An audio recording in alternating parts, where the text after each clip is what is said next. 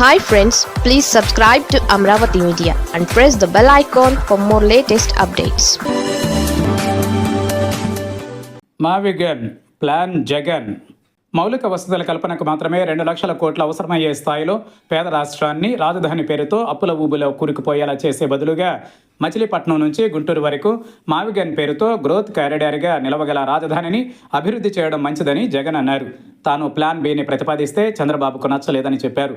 అంటే చంద్రబాబుకు నచ్చకపోవడం వల్ల మావిగన్ ప్రతిపాదన అంతరించిపోయినట్లని ఎవరైనా జగన్ మాటలను బట్టి అనుకుంటే వారు పప్పులో కాలేసినట్టే.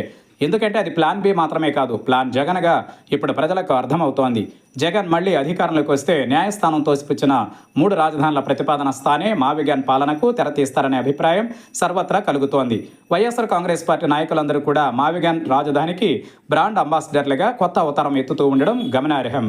మావిగన్ అనే పేరును జగన్ ఒకసారి అనేసి ఊరుకోలేదు. ఇప్పుడు అదే తమ తురుపు ముక్కలాగా వైఎస్ఆర్ కాంగ్రెస్ పార్టీ భావిస్తోంది. మావిగన్ రాజధానిని ప్రజల్లోకి తీసుకెళ్లడానికి తాపత్రయపడుతున్నారు.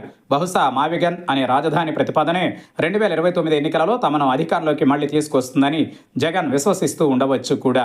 పార్టీ రాష్ట్ర సమన్వయకర్త సజ్జల రామకృష్ణారెడ్డి రాష్ట్ర రాజధానిగా మావిగన్ను విస్తృతంగా ప్రజల్లోకి తీసుకువెళ్లాలని పిలుపు ఇస్తున్నారు. అలా చేసినట్లయితే రియల్ క్యాపిటల్గా, గ్రోత్ కారిడార్గా ఆ ప్రాంతం అభివృద్ధి చెందుతుందని రామకృష్ణారెడ్డి అంటున్నారు. అంబటి రాంబాబు కూడా మావిగన్కు బ్రాండ్ అంబాసిడర్గా మాట్లాడుతున్నారు.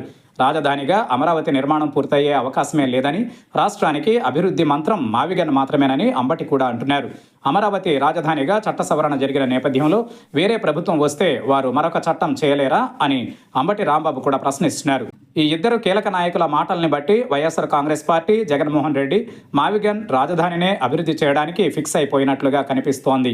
రాష్ట్ర భవిష్యత్తుకు సంబంధించి, రాజధాని ప్రణాళికకు సంబంధించి మావిగన్ అనే ప్రతిపాదనతోనే జగన్ 3 ఏళ్ల తరువాత రాబోయే ఎన్నికల సమరానికి సిద్ధమవుతున్నట్టుగా కూడా అనిపిస్తోంది.